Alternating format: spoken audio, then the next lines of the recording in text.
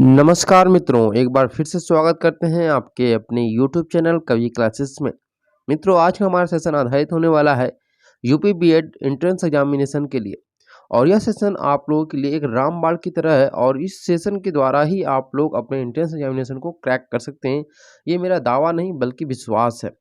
यहाँ पे आज हम लोग जो सॉल्व करेंगे, आज हम लोग प्रैक्टिस सेट समान हिंदी का प्रैक्टिस सेट नंबर 7 और इस 7 यानी 7वां जो हमारा प्रैक्टिस सेट है उसमें हम लोग हिंदी वर्णमाला जो हमारा टॉपिक है, महत्वपूर्ण टॉपिक है हिंदी का, उसका दूसरा भाग आज हम लोग हल करते हैं। तो चलिए शुरू करते हैं आज के अपने सेशन को।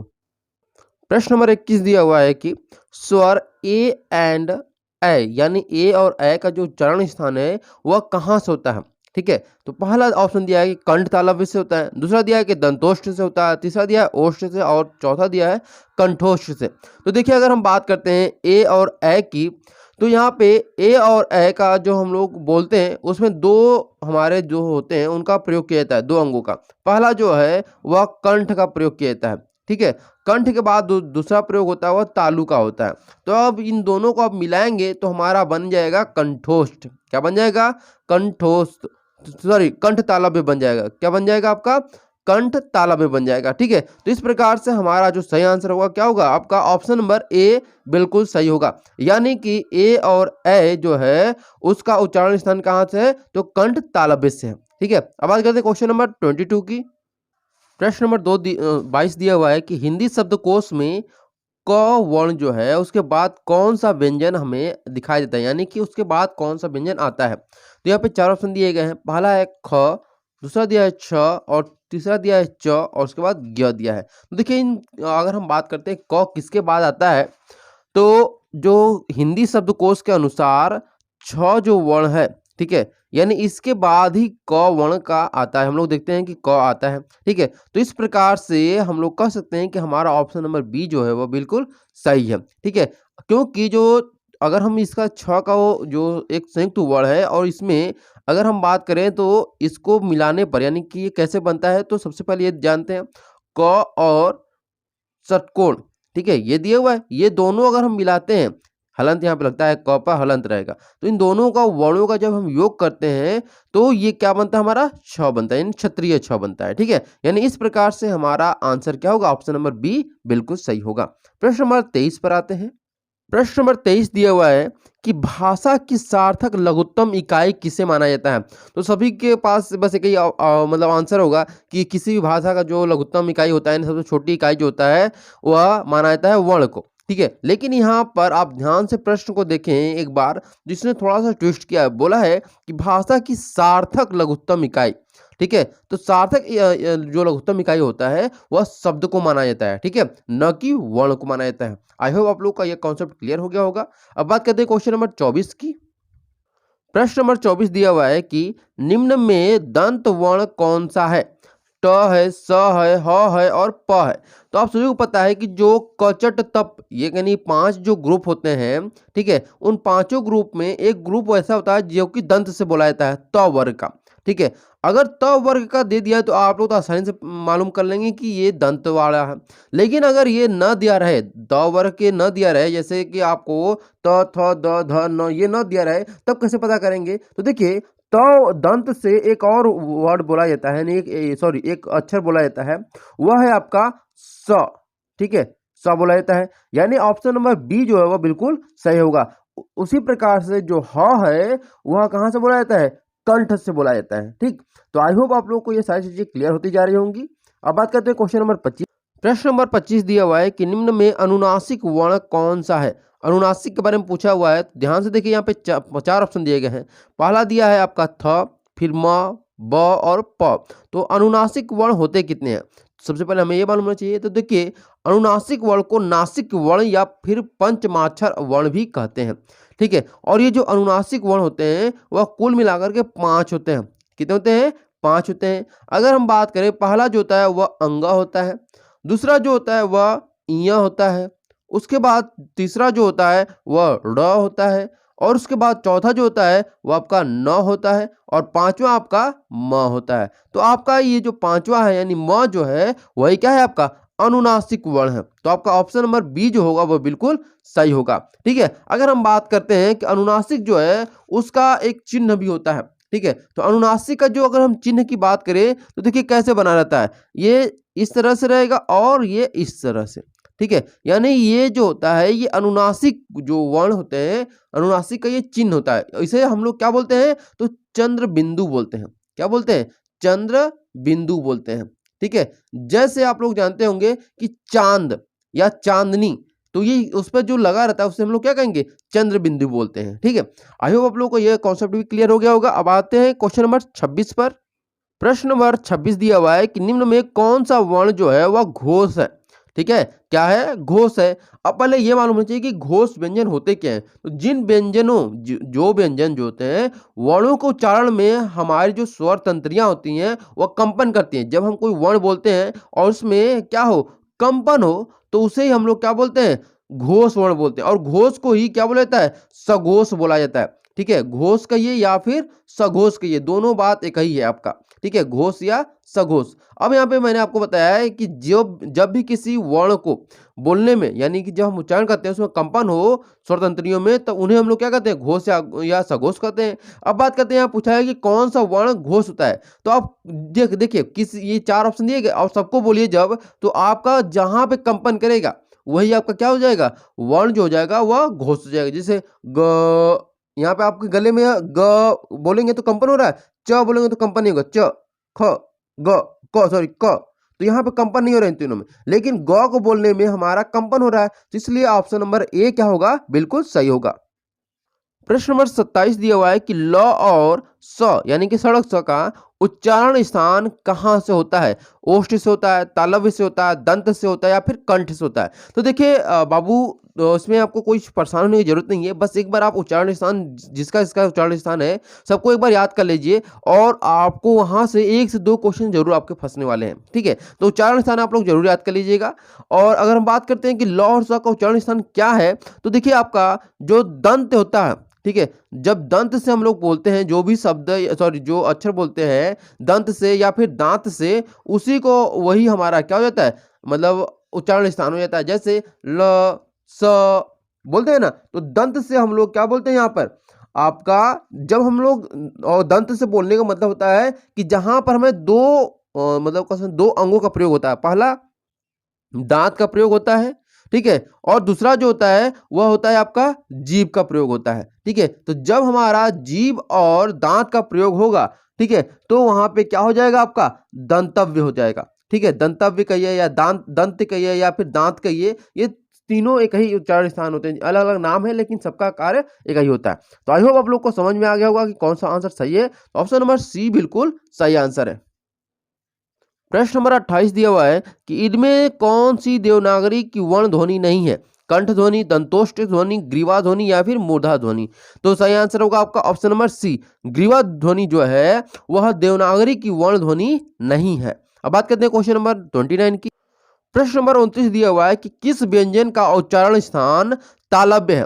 ठीक है, तो तालव्य का मतलब पहले होता है क्या, ये जान लीजिए। तालव्य का मतलब होता है कि जब हम तालु और जीभ का प्रयोग करते हैं, किसका प्रयोग करते हैं, तालु का और जीभ का प्रयोग करते हैं। ठीक है, तो इसी को हम लोग क्या बोलते हैं, तालव्य बोलते हैं। ठीक, अब यहाँ पे पूछा है कि तालव्य कहते हैं किसको हैं, तो ध्यान से देखिए, अगर हम पहला जो लेटर दिया हुआ है यानी कि अक्षर दिया है म, अगर हम म को बोलते हैं तो म को बोलने में हमें क्या होता है, म, यानी हमारे जो होठ होते हैं वो गोल हो जाते हैं, यानी होठों का प्रयोग हो रहा है, तो ये म तो क्या हो गया, कट हो गया। अब बात करते हैं झ का, अगर हम झ को बोलते हैं तो देखिए क्या हो जाएगा हमारा झ, यानी कि तालव्य का हमारा प्रयोग यहाँ पे आराम से हो रहा है। तालव्य मतलब मैंने आपको बताया कि तालु और जीभ का प्रयोग यहाँ पे पूरी तरह से हो रहा है। तो हमारा ऑप्शन नंबर बी जो होगा वो बिल्कुल सही होगा। प्रश्न नंबर 30 दिया हुआ है कि जिन ध्वनियों की गणना न स्वर में की जाती है न व्यंजन में की जाती है उसे क्या कहते हैं। तो अयोगवाह कहते हैं या फिर अंतस्थ कहते हैं या फिर ऊष्म कहते हैं या फिर आगत कहते हैं। तो देखिए अयोगवाह की अगर हम बात करें तो अयोगवाह इसको हम लोग बोलते हैं, यानी कि जिन ध्वनियों की गणना न स्वर में कहते हैं न व्यंजन कहते हैं उसे हम लोग अयोगवाह कहते हैं। ठीक है, ऑप्शन नंबर ए बिल्कुल सही है। अब अगर हम बात करें अयोगवाह की, तो इनकी जो संख्या होती है वह कुल मिलाकर के 2 होती है। कितनी होती है, 2 होती है। और वह 2 कौन कौन से हैं, तो पहला जो होता है वह होता है आपका अन्न होता है। यानी जिसे हम लोग अंगूर कहते हैं। दूसरा होता है अह, ठीक है, यानी कि अगर हम लोग पढ़ाते हैं या पढ़ते हैं तो बोला जाता है ना, अह माने कुछ नहीं, है ना। तो इस प्रकार से अन और अह जो है वह क्या है, अयोगवाह है। अगर हम बात करते हैं अयोगवाह का, कि इसका अर्थ क्या होता है, तो जिसका वहन कोई न कर सके, यानी कि न स्वर कर सके और न ही व्यंजन कर सके, इसीलिए इनकी गिनती न स्वर में होती है न ही व्यंजन में होती है। लेकिन आवश्यकता जिसको स्वर और व्यंजन को होती है वह उनके साथ लग जाते हैं, अर्थात अगर स्वर को आवश्यकता लगती है अन और अ की तो वह उनके साथ लग जाते हैं। अगर इनकी आवश्यकता पड़ती है व्यंजन की आवश्यकता पड़ती है अन और अ की तो वो उनके साथ लग जाते हैं, ठीक है।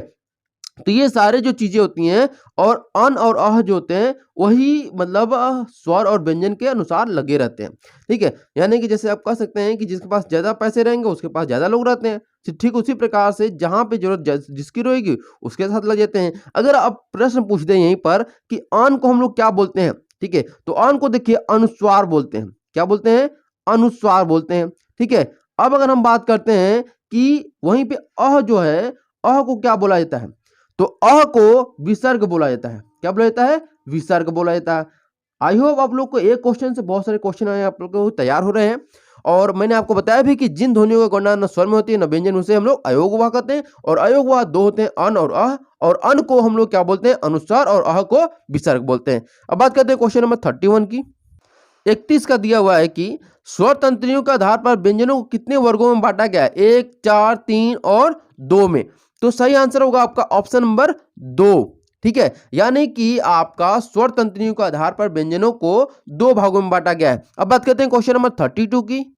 प्रश्न नंबर 32 दिया हुआ है कि प्रत्येक शब्द की वर्तनी के सभी वर्णों को उसी क्रम में अलग अलग दिखाना क्या कहलाता है, वर्ण विच्छेद कहलाता है, संधि कहलाता है, संधि विच्छेद कहलाता है, या फिर वर्ण संयोजन कहलाता है। तो देखिए सही आंसर होगा आपका ऑप्शन नंबर ए, यानी कि वर्ण विच्छेद कहलाता है। यानी अगर प्रत्येक शब्द की वर्तनी के सभी वर्णों को उसी क्रम में अलग अलग करके दिखाया जाए तो हम उसे वर्ण विच्छेद कहते हैं, ठीक है। अब आते हैं क्वेश्चन नंबर 33 की। प्रश्न नंबर 33 दिया हुआ है कि स्वरों का उच्चारण होता है अनुनासिक की सहायता से, बिना किसी की सहायता से, व्यंजनों की सहायता से होता है, या फिर अनुस्वार की सहायता से होता है। तो मैंने अभी आपको बताया था कि अनुस्वार होते ही क्या है, ठीक है। तो इस बारे में मैंने आपको सारी चीजें क्लियर कर दी थी। अब बात करते हैं कि अगर जो स्वर होता है, स्वरों का जो उच्चारण होता है वह अनुस्वार की सहायता से होता है। प्रश्न नंबर 34 दिया हुआ है कि निम्न में से कौन सा शब्द स्वर का वर्गीकरण नहीं है, ह्रस्व नहीं है, द्वित्व नहीं है, प्लुत नहीं है, या फिर संयुक्त नहीं है। तो क्वेश्चन नंबर 34 का सही आंसर होगा आपका ऑप्शन नंबर बी, यानी कि द्वित्व जो है वह स्वर का वर्गीकरण नहीं है।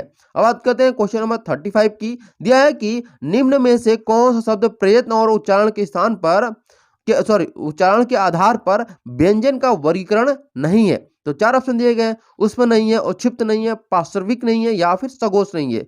तो सही आंसर होगा आपका ऑप्शन नंबर डी, यानी कि सघोष जो है वह प्रयत्न और उच्चारण के स्थान के आधार पर व्यंजन का वर्गीकरण नहीं हो। प्रश्न नंबर 36 दिया हुआ है कि जिन स्वरों के उच्चारण में 2 मात्रा का समय लगता है या रस से दोगुना समय लगता है उसे हम लोग क्या कहते हैं। तो इसको हम लोग गुरु स्वर बोलते हैं, जिसको हम लोग दीर्घ स्वर के भी नाम से जानते हैं। तो यहाँ पे गुरु स्वर जो है वह सही आंसर होगा। अब बात करते हैं क्वेश्चन नंबर 37 की। दिया है कि जिस व्यंजन ध्वनि के उच्चारण के समय स्वर तंत्री जो हमारे होते हैं कंपन होता है और उच्चारण, और उस उच्चारण स्थान के आधार पर ध्वनि को वर्गीकरण में उसका क्या स्थान होता है। तो यहाँ पे 4 ऑप्शन दिए गए, वर्ष होता है, काकल्य होता है, कंठ होता है, या फिर मूर्धन्य होता है। तो देखिए सही आंसर होगा आपका प्रश्न नंबर 37 का सही आंसर होगा आपका ऑप्शन नंबर बी, यानी कि काकल्य उसको बोला जाता है। अब बात करते हैं क्वेश्चन नंबर 38 की। दिया है कि वर्णों के व्यवस्थित समूह को हम लोग क्या कहा जाता है। ये देखिए जो प्रश्न है आपकी यूपी बीएड एंट्रेंस एग्जामिनेशन 2019 में पूछा गया प्रश्न है कि वर्णों के व्यवस्थित समूह को हम लोग क्या कहते हैं। वर्णमाला कहते हैं, शब्द भंडार कहते हैं, वर्ण समूह कहते हैं, या इनमें से कोई नहीं कहते हैं। तो देखिए 38 का सही आंसर होगा आपका ऑप्शन नंबर ए, यानी कि वर्णमाला कहा जाता है। यानी वर्णों का जो व्यवस्थित समूह होता है उसे हम लोग क्या बोलते हैं, वर्णमाला कहते हैं। अब इसको कैसे सिद्ध किया जाए कि एक व्यवस्थित समूह को भी वर्णमाला कहते हैं। जैसे एक आप लोग अपने गले में माला पहनते होंगे, ठीक है, क्या पहनते हैं, माला। अब उसी में मान लेते हैं कि ये माला हो गया। अगर हम जो आप लोग पल्स पहनते हैं उसमें ये आपका हो गया वर्ण, ये वर्ण हो गया आपके। तो मान लीजिए सारे वर्ण हो गए, क, ब, स, क, ये सारी चीजें हो गई, वर्ण हो गया। अब जब वर्णों का हम एक माला बनाते हैं तो ये क्या हो जाएगा, वर्ण हो गए। और वर्ण जो हो गए, वर्णों का जब माला बनाएंगे तो वह क्या हो जाएगा, वर्ण माला हो जाएगा। तो इस प्रकार से जब हम एक व्यवस्थित क्रम में किसी को लगाते हैं, यानी वर्णों को व्यवस्थित क्रम में लगाएंगे तो हमारा क्या हो जाएगा, वर्णमाला हो जाएगा। प्रश्न नंबर 39 दिया हुआ है कि 6 वर्ण जो है वह किन 2 वर्णों के मेल से बनता है। तो यह प्रश्न जो है वह यूपीपीसीएस एग्जाम में, यूपीपीसीएस एग्जाम जो हुआ था 2021 का, उसमें यह प्रश्न पूछा गया था। और इससे पहले यह प्रश्न यूपी बीएड परीक्षा 2019 में भी पूछा गया था। तो आप लोग समझ लीजिए कि आप लोग की तैयारी कितना अच्छा से मैं यहाँ पे करवा रहा हूँ और डीपली करा रहा हूँ। ये भी नहीं कि सिर्फ क्वेश्चन बोल रहा हूँ, आंसर बोल रहा हूँ, नहीं, आपको समझा करके यहाँ पे तैयारी करा जा रही है ताकि आपका जो कॉन्सेप्ट है वो भी क्लियर होता जाए।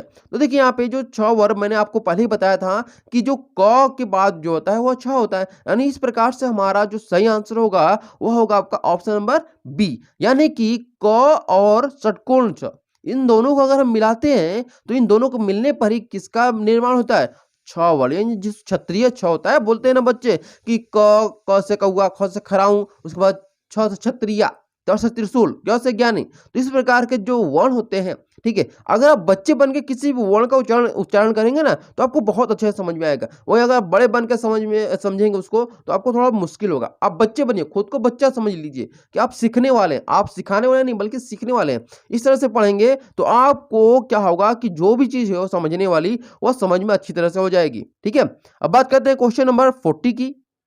प्रश्न नंबर 40 दिया हुआ है कि निम्न में संयुक्त स्वर कौन सा है। तो संयुक्त स्वर की बात हो रही है तो मैंने आपको बताना चाहूंगा कि संयुक्त स्वरों की जो संख्या होती है वह कितनी होती है, कुल मिलाकर के 4 होती है। कितनी होती है, 4 होती है। अगर इन चारों का बात करें तो पहला जो होता है वह आपका ए होता है। क्या होता है आपका, ए होता है। ठीक, उसके बाद फिर ए, फिर तीसरा जो होता है वह ओ होता है। ठीक है, फिर उसके बाद चौथा आता है आपका औ आता है। तो इस प्रकार से आपका यहाँ पे देख सकते हैं कि कौन सा आंसर सही होगा। तो देखिए आपका ऑप्शन नंबर यहाँ पे अ जो है वह बिल्कुल ही सही होगा। क्या होगा, बिल्कुल ही सही होगा। अगर हम बात करें ऊ की, बड़ा ऊ जो दिया है ये क्या है, मूल दीर्घ स्वर है। वही बड़ी ई जो होती है वह भी मूल दीर्घ स्वर है। ठीक है, उसके बाद आ जो है वह भी मूल दीर्घ स्वर है, क्योंकि मूल दीर्घ स्वरों की जो संख्या होती है वो 3 होती है और उसके साथ साथ संयुक्त स्वरों की संख्या कितनी होती है, 4 होती है। अगर इन 4 और 3 इन दोनों को मिला दिया जाए तो हमारे मूल स्वरों की संख्या हो जाती है। ठीक है, आई होप आप लोग को सारे कॉन्सेप्ट क्लियर होते जा रहे हैं। और आज का हमारा ये आखिरी प्रश्न था, आपको कैसा लगा यह सेशन जरूर बताइएगा। इसके अलावा अगर आपके पास कोई भी फीडबैक हो तो आप लोग अपने फीडबैक जरूर दीजिएगा। अगर कोई टिप्स हो मुझे बताने लग तो आप लोग बता सकते हैं, क्योंकि एक टीचर को अच्छे से समझ सकता है वही जो उससे पढ़ता हो, और एक टीचर को सही राय उसका स्टूडेंट ही दे सकता है और कोई भी नहीं दे सकता है। ठीक है, तो आई होप आप लोग को यह सेशन पसंद आया होगा। अगर आप हमारे चैनल पर नए हैं तो जरूर हमारे चैनल को सब्सक्राइब कर लीजिएगा, क्योंकि आपके यूपी बीएड एंट्रेंस एग्जामिनेशन के साथ साथ मैं बीएचयू बीएड एंट्रेंस एग्जामिनेशन 2022 की तैयारी शुरू कराने वाला हूं। तो जो लोग यूपी बीएड और बीएचयू बीएड दोनों की तैयारी करना चाहते हैं वो हमारे चैनल से जुड़े रहे, क्योंकि इसके अलावा मैं और कोई भी तैयारी नहीं कराता हूं जो कि आपको लिए बहुत ही बेनिफिट है। मैं इन्हीं दोनों पर फोकस करूंगा ताकि आपको ज्यादा से ज्यादा जो बीएड की सीटें हैं वह दोनों जगह से मिलने की संभावना ज्यादा रहे। ठीक है, आई होप आप लोग को सारी चीजें क्लियर हो गई होंगी। Thank you so much for watching this video, और अगले सेशन में मिलते हैं फिर से एक नए टॉपिक के साथ। Thank you so much.